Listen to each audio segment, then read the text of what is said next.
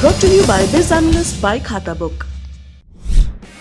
ना कंप्यूटर ना फाइल, अब टैली डेटा ऑन मोबाइल बिज एनालिस्ट के साथ। प्रधानमंत्री नरेंद्र मोदी ने गुजरात के भुज में 200 बेड वाले के पटेल सुपर स्पेशलिटी अस्पताल का आज उद्घाटन किया।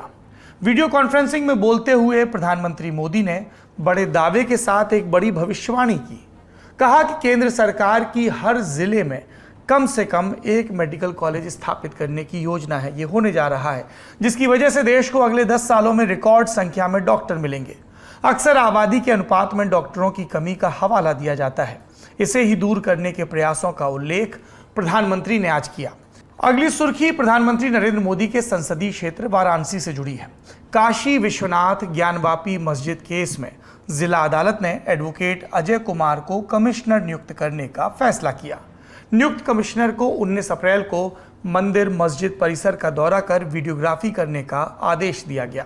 सिविल जज सीनियर डिवीजन ने फैसला सुनाते हुए मौके पर पर्याप्त सुरक्षा बल तैनात करने के भी आदेश दिए ताकि किसी भी तरह की कोई अप्रिय घटना न हो।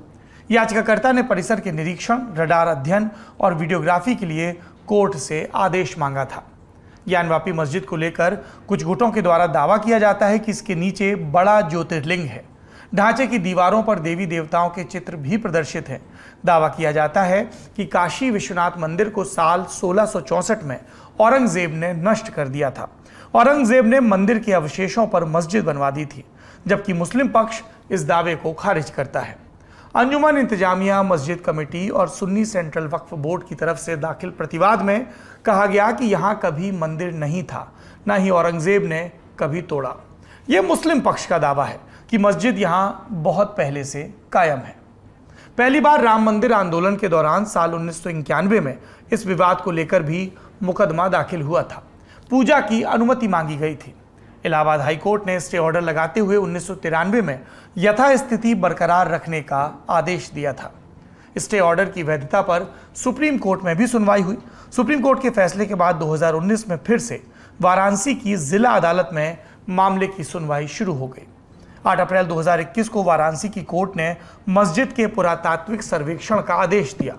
9 सितंबर को इलाहाबाद हाईकोर्ट ने निचली अदालत के आदेश पर रोक लगा दी। अब वाराणसी जिला कोर्ट ने सितंबर 2020 में दाखिल हुई एक अन्य याचिका पर यह वीडियोग्राफी का आदेश दिया है। अगली खबर सुप्रीम कोर्ट से है।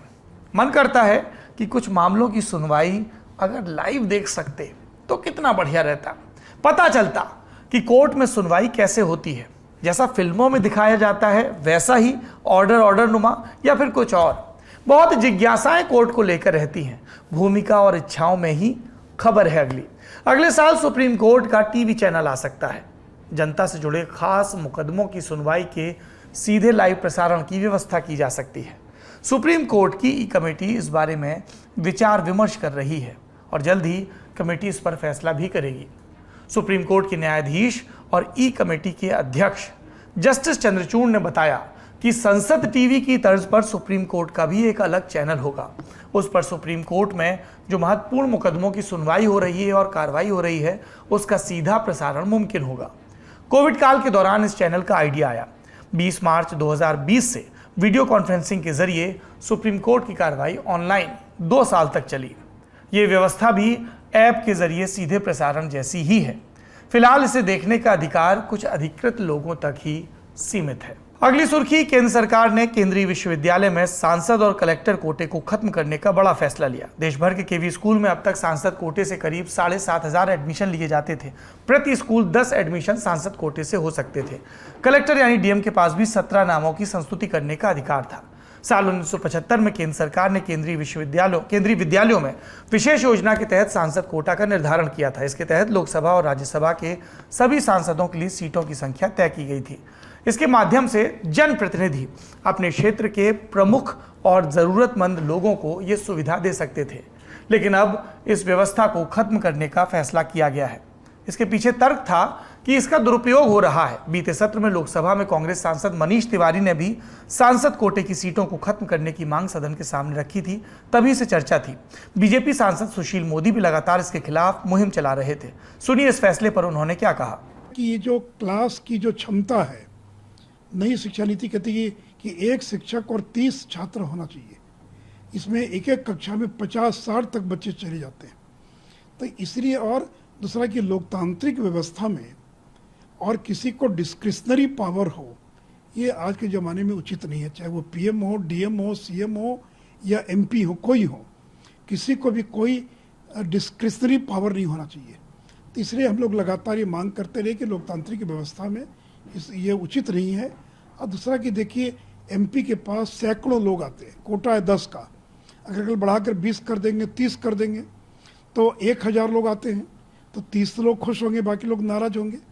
तो एमपी के प्रति नाराजगी का और चुनाव हारने का भी एक बड़ा कारण बनता जा रहा है। केंद्रीय विद्यालय को लेकर एक और फैसला हुआ है। अब पहली कक्षा में दाखिले की न्यूनतम आयु 6 साल कर दी गई है। इससे पहले ये 5 साल थी। अगली सुर्खी की तरफ बढ़ते हैं। ये चुनावी राज्य जहां होने हैं कुछ महीनों में गुजरात से है। पाटीदार आरक्षण आंदोलन से प्रसिद्धि पाए और फिर कांग्रेस में शामिल हुए हार्दिक पटेल अब कांग्रेस से नाराज बताए जा रहे हैं।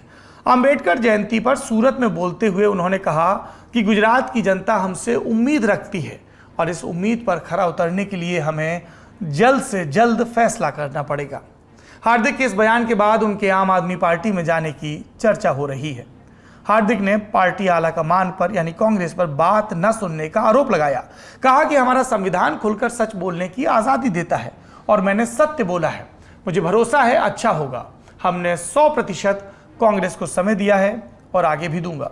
सुनिए हार्दिक पटेल को।